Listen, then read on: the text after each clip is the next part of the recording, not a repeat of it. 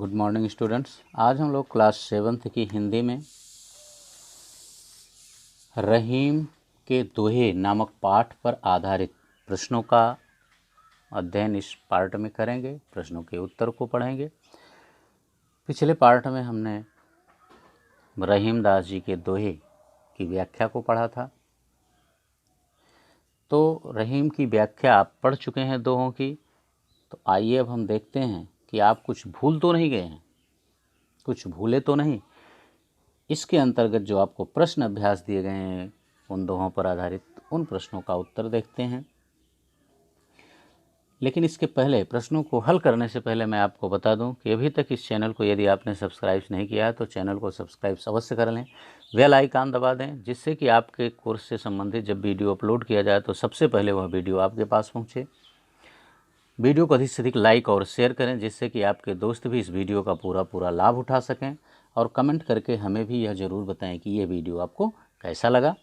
तो आइए हम इस पहले प्रश्न को देखते हैं जो 4 खंडों में विभक्त है। देखिए, पहला प्रश्न कह रहा है सही विकल्प पर सही का निशान लगाइए। तो आइए देखते हैं। इसका का खंड है हमारे धनवान होने पर लोग बन जाते हैं। कह रहीम संपत्ति सगे बनत बहुत बहु रीति। ठीक है ना। जब हमारे पास धन होता है तो बहुत से लोग अनेकों प्रकार से हमारे सगे संबंधी मित्र बन जाते हैं। ठीक है ना। तो इसका उत्तर हो जाएगा पहला विकल्प, मित्र बन जाते हैं। हमारे धनवान होने पर लोग बन जाते हैं हमारे मित्र। ओके। खा खंड है धरती की रीति है सर्दी गर्मी वर्षा सब कुछ सहती है। ये तीसरा खंड सही है। धरती की रीति है ये सब। पहले का गा देखते हैं। सज्जन संपत्ति एकत्र करते हैं। संपत्ति माने धन। सज्जन पुरुष धन क्यों इकट्ठा करते हैं? अपने लिए, दूसरों के लिए या दोनों के लिए। ठीक ना। रहीम दास जी कहते हैं कि जो सज्जन पुरुष होते हैं वो दूसरों के लिए संपत्ति इकट्ठा करते हैं। ठीक ना, पर काज हित। ओके। तो ये दूसरा विकल्प इसका सही होगा। इसका चौथा खंड कह रहा है बादलों को थोथा बताया गया है भादों के क्वार में अथवा सावन में। थोथे बादल क्वार के ज्यों रहीम घहरात। तो क्वार के यानी ये दूसरा विकल्प सही होगा। क्वार के बादलों को थोथा बताया गया। ओके बच्चों, तो उम्मीद करते हैं कि पहले प्रश्न के उत्तर आपकी समझ में आसानी से आ गए होंगे, आपको कोई प्रॉब्लम नहीं होगी। आइए अब हम इसके आगे के प्रश्नों को देखते हैं। देखिए, दूसरा प्रश्न कह रहा है कि नीचे लिखे दोहों का भावार्थ लिखिए। जिसमें भावार्थ मतलब वही अर्थ आपको लिखना है जैसे हमने बताया था। देखिए, नीचे लिखे दोहों का भावार्थ लिखिए। इसमें पहला दोहा है कही रहीम संपत्ति सगे बनत बहुत बहुरीत विपत कसौटी जे कसे तेई सांचे मीत। देखिए, इसमें रहीम दास जी ने एक सच्चे मित्र के लक्षण बताए हैं कि रहीम दास जी कहते हैं कि जिस प्रकार से जब हमारे पास संपत्ति होती है, धन होता है, तो अनेकों लोग अनेकों प्रकार से हमारे साथ अपना संबंध जोड़ लेते हैं। लेकिन वास्तव में जो विपत्ति की कसौटी पर खरा उतरता है, जो विपत्ति में भी हमारा साथ देता है, क्योंकि जो धनवान होने पर हमारे मित्र बनते हैं वो हमारे निर्धन होने पर हमारा साथ छोड़कर चले जाते हैं। लेकिन जो धनवान के अतिरिक्त हमारे धनवान के साथ साथ विपत्ति में भी जो हमारा साथ देता है, हमारे साथ रहता है, वही सच्चा मित्र होता है। ठीक बच्चों, ये था दूसरे का। आइए अब हम दूसरे का दूसरा पार्ट यानी खा देखते हैं।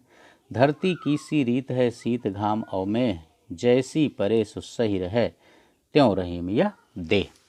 देखिए, इसमें रहीम दास जी कहते हैं कि हमें कभी भी घमंड नहीं करना चाहिए, क्योंकि जिस प्रकार यह धरती शीत यानी ठंडी को, घाम धूप को और में और बादल को अर्थात वर्षा को सहन कर लेती है, ठीक उसी तरह से हमारे इस शरीर को भी सुख और दुख दोनों को सहन करना चाहिए।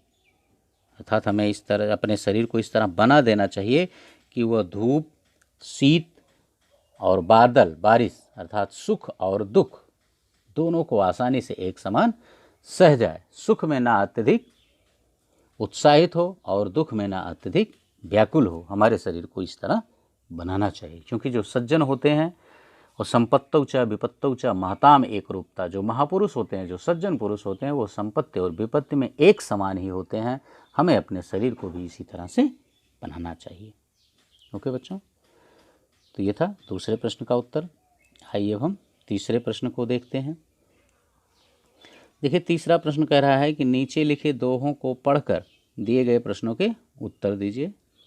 थोथे बादर क्वार के ज्यों रहीम घरात, धनी पुरुष निर्धन भय करें पाछिली बात। तो इसमें देखिए, इसको 4 प्रश्न इस दोहे पर आधारित हैं रहीमदास जी के। तो आइए इसमें हम पहला प्रश्न देखते हैं। देखिए, पहला प्रश्न कह रहा है, क्वार के महीने में बादल कैसे होते हैं? क्वार के महीने में बादल कैसे होते हैं? थोथे होते हैं, अर्थात खाली होते हैं, जलहीन होते हैं। तो इसका उत्तर हो जाएगा, क्वार के महीने में बादल जलहीन होते हैं। ठीक। इसका खा, धनी व्यक्ति गरीब होने पर भी अमीरी की बात क्यों करते हैं?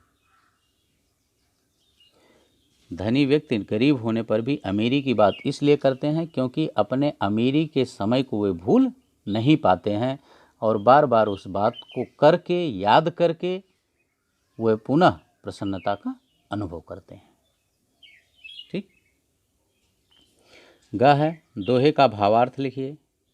भावार्थ फिर उसी तरह से अर्थ में आपने पढ़ा था। देखिए, भावार्थ में रहीमदास जी कहते हैं कि जिस तरह से क्वार के बादल जलविहीन होते हैं, वे वर्षा नहीं करते हैं बल्कि केवल गर्जना मात्र करते हैं, उसी तरह से जब धनी पुरुष निर्धन हो जाता है तो वो अपने धनवान होने के समय की चर्चा करके उसी सुख का अनुभव करता है।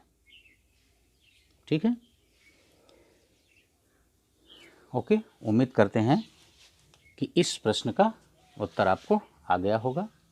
घा प्रश्न है, अध्याय तथा कवि का नाम लिखिए। अध्याय माने पाठ का नाम, पाठ का नाम आप जानते हैं रहीम के दोहे, और कवि हैं रहीमदास जी। ठीक, तो अध्याय का नाम रहीम के दोहे, कवि रहीमदास। तो ये था तीसरे प्रश्न का उत्तर।